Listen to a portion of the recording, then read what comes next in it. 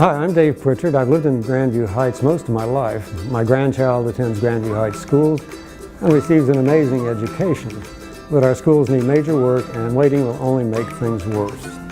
Issue 6 is the right plan at the right time. Come and join me on a tour of our middle school to see firsthand why we need to support Issue 6. Dave, glad to see you out here. Glad to see you. Take a part of our building tours here at Edison Intermediate and Larson Middle School. So tonight we're going to start our tour down here in the basement. One of the areas we are in is the music room. Okay. And the big issue here with all these high-dollar instruments is we now have either a foundation problem or a water table problem. Water is coming up through the concrete floor, and if you can see over here, there's some tiles that we've had to pull up that came loose. Mm-hmm. This is a very, very critical situation.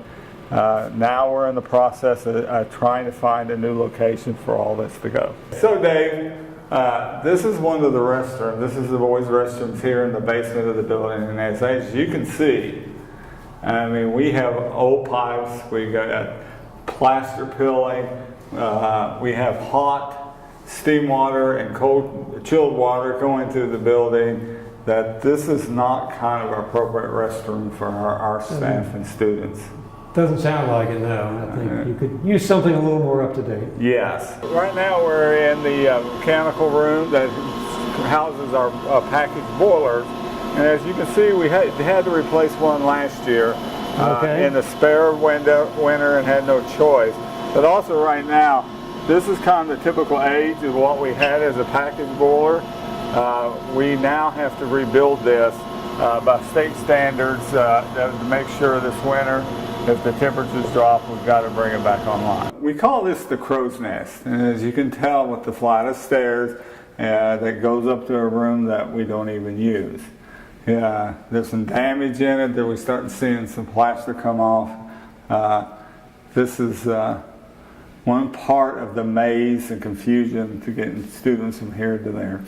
So the other part of what is needed here for this our district is a very good security system.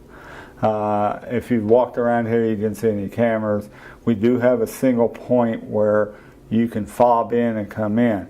But we really need to get into a point where we're protecting our children. With the state of what's going on in this world today, it's very important that we get a building that's very secure and reliable, that the people and chill staff, students, and kids can make sure when they come to school they'll be safe. When kids are here, could a kid just open this door and let somebody in? Yes.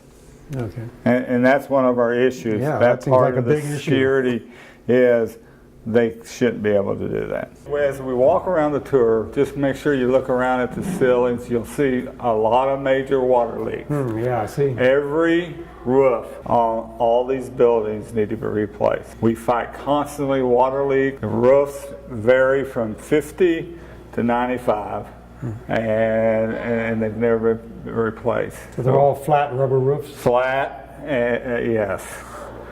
So that it has created a problem. We've tried to fight it through patching, but now it's time we have to do something. We're in the 95 build of the Commons and Gymnasium. And by looking at this gym, I mean, it's a nice gym. But the main issue is a standard court for middle school basketball is 80 feet. Yeah. Well, we're only at 72 feet. Okay. And the width is 50, and they are at 46 feet. So we had to come down here because you couldn't even shoot a three-point shot. Is shift the courts over, and now we have one small court and one big court. One of the main issues here is our ADA compliant. I mean, if you look around our schools and most throughout the district, we have this major issue. This door and the door down by the front office is probably the only two doors that can come in. The rest of the entrances of the school has steps. So we need to work very hard to make sure we can get ADA compliant and have our students come in the same door that everybody else gets to come in.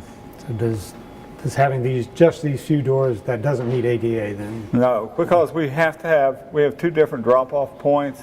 One is this drop-off point, and the other one is on the First Avenue side. That is complete steps. Another of the issues we have is the type of fire protection that we have.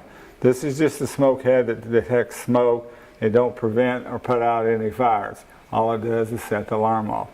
And that has been grandfathered in over the many years, but we need to take our buildings and put sprinkler systems in that we protect not only the staff and students and the community members, it is our furniture, our rooms and everything. It protects the building itself. It takes the building, adds the building into the equation. And so as we've gone through around the building, Dave, you realize how mismanaged and laid out the combination of new to old to old to new. We've had it referenced as a Frankenstein of a building. Yeah. So you can imagine the difficulty our staff, guests, parents, even myself sometimes, I have to check for the front office what room number I'm going to. So as it happens, it's very confusing. I can see here where we've got a difference in levels from one floor to another, and a kind of strange little ramp to get across. Yeah, we go from the 1911. We're over here now in the 60s. So we still have a 30 and a 75 in here, and a 95. So Dave, we're kind of at the end of the tour. Oh. And as you can see, there's issues and concerns that we'd like to put out in front of the voters before they vote to come in and take a look at our buildings. The most important question that I get asked during these tours is, what do you worry about the most? And I have to tell people, it's the things I can't see, the things in the floor, the things in the wall, the electrical, the plumbing. Those things worry me the worst of all throughout our whole district. Okay, well, they worry me too. So thanks for filling me in. All righty. Take care. Thank you.